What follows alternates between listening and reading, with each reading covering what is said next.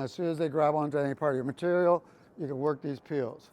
Here's a different one right here. Peels, back of the hand, controlling. See how I'm doing this? I'm going to trap the fingers. If you trap the fingers with the trigger finger there, and I push up as I do this, doesn't take much, and it really takes them down, right? Yeah.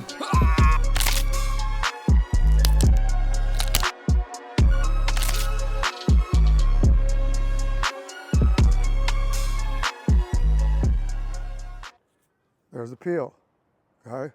I could turn it over. There's the other peel. I could bring it back in.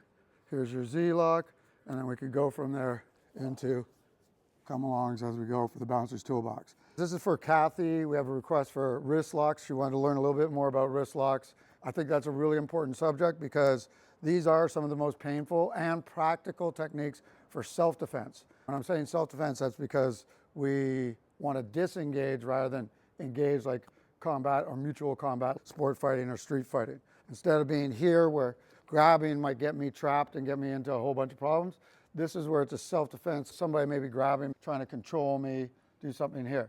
I'm going to walk through a couple of these. I'm going to give you 5 right now. The first one we're going to start off with is simple. It's called a peel. I'm doing this nice and low so you can see it easily. I'm going to take my thumb, press it into the back of his hand as though I'm doing a belt buckle from a car seat, pressing down, grip around the outside edge of the hand, and then I'm going to peel this off. I'm going to turn his palm up towards him. Now there's a couple variations I can do here. I can, if I just want to take somebody down nicely and not really hurt them, I can press the fingers down into the flat of the forearm here this way. Boom, that'll direct them out. If I want to go a little further into the pain, I'm going to twist, turn, as though I'm doing a spiral around the wrist here. Good, and you're starting to feel that quite a bit. Now, a couple things you got to watch for that we see here. If you're going to practice this with somebody and you're going to tell them that you're going to do a technique, then they're likely going to hold on and anchor. If he's holding me hard here and you're trying to do this wrist lock, he's not letting you go. For the peel, a couple of things you can do. One is I can move myself backwards until they uproot, and there's that wrist lock. I can shove them off balance and take the wrist lock. As long as one foot is off the ground or they have a distraction, if I wanted to, I could hit and go for the wrist lock as they're in between thinking they're getting hit. Yeah, push the face, dot the eye, cross the teeth. The feel is nice and easy. This is probably the most practical one you see right here. I'll turn it around, we'll come in close. You see this, hand on, turning it up, twist turning, and I'm taking a direction over that forearm, and you'll see him start to create the injury. Peel here, boom, I've got it. I'm taking, I'm removing it, controlling. I can use it for strikes and everything, okay? It can be done here. If he grabs onto my clothing, same thing, right here. Again, even if they're holding hard, I'm trying to reach over and pass this over. So we use what's called a pass. The passing technique is using the arm or the object being grabbed to assist. If he's grabbing hard, I just simply use the other section of my arm to come over and create that additional rotation. Same here, if he's grabbing my wrist, I can use that other hand to pass the peel. The peel is essentially one where we're pulling it off and I'm controlling the back of the hand. That's the same side peel where we're looking reflective here. The other peel is cross-side. He's in this position, thumb goes to the middle of the hand, you grab the outside furthest point away of meat on the palm, and then I'm going to twist turn. And again, I can use that additional movement to get it. It's here, boom, in. I like this one from here, where I just roll the wrist in, and that really gives you additional power and support, and then you've got all kinds of things you can go off from there. If this is a self-defense situation, I just want to get out, get myself away, and I'm redirecting them. Do you want to shove me there? I'm here, and I can direct them away from me, okay? Here, I'm going here. If I push the direction of their elbow, their turning away allows me to take off or get to my weapon or whatever I have to do. We've got the first two. Now, a good thing you can do with this is he starts grabbing my arm. You can practice, peel. He grabs another part. You work the peel, good. And you're working peels. Now, you'll see that most times, you'll see the cross-side peel is the most effective. But if he grabs cross arm, Okay, that's where you get the same side. When you're doing this practice game, you just have them grab, and as soon as they grab onto any part of your material, you can work these peels. There's a different one right here. Peels, back of the hand, controlling. See how I'm doing this? You got the peels coming in here. They basically pull the hands away from the person. And again, by directing through their elbow, I can move them away. If he's going here, I can move him away by directing the elbow, directing it down, whichever way I want. That's a secondary position. If he's cross grabbing, when I get this, where his palm's turned up, I'm still pushing towards the elbow, which gets him away, and I'm out. Or it could be a double hand grab where you're going here. Now this one, what I'm going to do is I'm going to turn my palm up. And as I turn my palm up, I'm going to reach under. I'm going to hook around and get his thumb side. From this, if I just turn towards the ground, he's going to be in a lot of pain. This is a very powerful break. It's in here. I could step with it and drive him. Remember, I want to uproot their balance. So footwork goes with it. Swing step. All these things that you can add to it. Right? This one's nice and simple. We're going to come in close and show you this. In this one, you're looking here. I'm grabbing. I'm coming under with my hand turned into the tonsile position. Push palm up. Okay? Reaching under. Getting the meat of his hand. And see how I've got that sort of hook of my thumb around. These last two fingers get the power. And I'm just twisting it down. Again here. Boom. Here. Drive. You can do different variations of where I put my weight in on this. Very effective. Boom. Okay? Let's look at it from the other side. If I go from here, same thing. All I have to do is bring it in. Bring those elbows in, turn, twist, turn. We've got the peels so far. Peel, peel.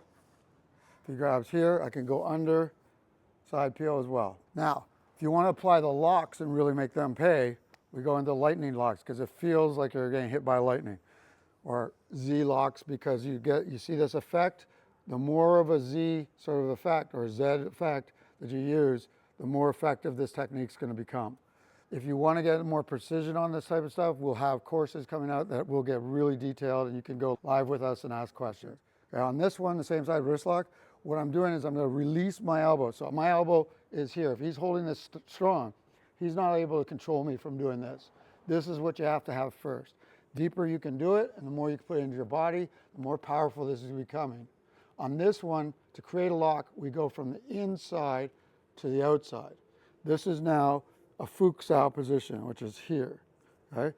The more I tuck this into the body, the more painful this is going to be when I pinch down. A couple things you can watch for. Good.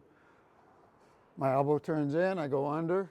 I'm going to trap the fingers. If you trap the fingers with the trigger finger there, and I push up as I do this, doesn't take much, and it really takes them down, right? Yeah. Okay? So if I'm here, it's as simple as this. Boom, in, turn, and that's it. And he's not joking, right? No, I'm not joking. Yeah, so here, and you've felt this. A lot of people don't believe that this works. No, just a tiny amount of space that can, It's real bad. Let's grab from this side so they see it here. In, watch how my elbow releases. My elbow's inside the hook. I'm not trying to grab with my thumb around. Look at this reason, because if I grab with my thumb around here and I'm trying to lock, I limit my rotational potential. If I don't, and I come in here and I don't leave it, it's almost like a snake rolling around, and I can go further over and create a lot more pressure. Of course, we have strikes and everything after that. Same side. Same side. Okay? Same side with resistance. Go ahead. My elbow still goes, but if I need to, take a step. Once he steps and that foot's in the air, he no longer has that ability. Same side here. I go in, he stiffens up. Okay? Push him back. There it goes. He's trying to hold on. That makes it worse if you stiffen up. Yeah. Grapplers may grab here. You have the inside one here. I could go off fake here, come back in. Now here's a little bonus one. You can tuck this right into your chest as a single hand and put them down that way. Deliver what you want. So that's a little bonus one right here. Boom, if you have to grab stuff. Sorry. Now we have the other one is the cross-side grab. This is where they may be trying to pull you. And again, if he's trying to pull you, go with it and move around it. Now, here's a good move. If I'm here and I find he had a pretty good grounded position. Right here, he's got it really grounded. As you get into the course, one of the best techniques you'll learn is, as I'm doing this, to use the swing step. I'm stepping out, trapping, swinging, and I'm going to bring this around to my hip, and he's going to come right down into it. Now we got it here. The more you get the Z, the better. The closer I can go to touching that shoulder, the greater the pain. I point in where I'm going to go, and I point where I want him to go. That's it. Key things you could add. As you come up, tuck right into the fold of the wrist. As you come up, you're hooking into the hook of the wrist, or the crook of the wrist right here. On this one, you're going into the crook of the wrist, turn it over. If I don't, and I just grab here, now grab my hand and counter me. See, I can get countered right there. We don't want to have a forearm line here. So this is an important thing that a lot of people don't do, is when you're here, the first is that tonsal. So I'm coming in, I'm going towards the center, directing this. And we'll get heavily into this into the courses. I've got that Z effect in his elbow. If I want to go further, I go try to point my finger into his armpit, and then back down to my feet, and there it is. We've got anything from there. These all come together. There's the peel, okay? I could turn it over. There's the other peel. I could bring it back in. Here's your Z-lock, and then we could go from there into come-alongs as we go for the bouncer's toolbox. If you're doubting this, think about when you have a crab leg or a chicken leg that is kind of tough, and then you twist it at an angle and pop it out. That's exactly what it's like. What he's doing. Yeah. All right, guys, thanks. We'll be back in a little bit.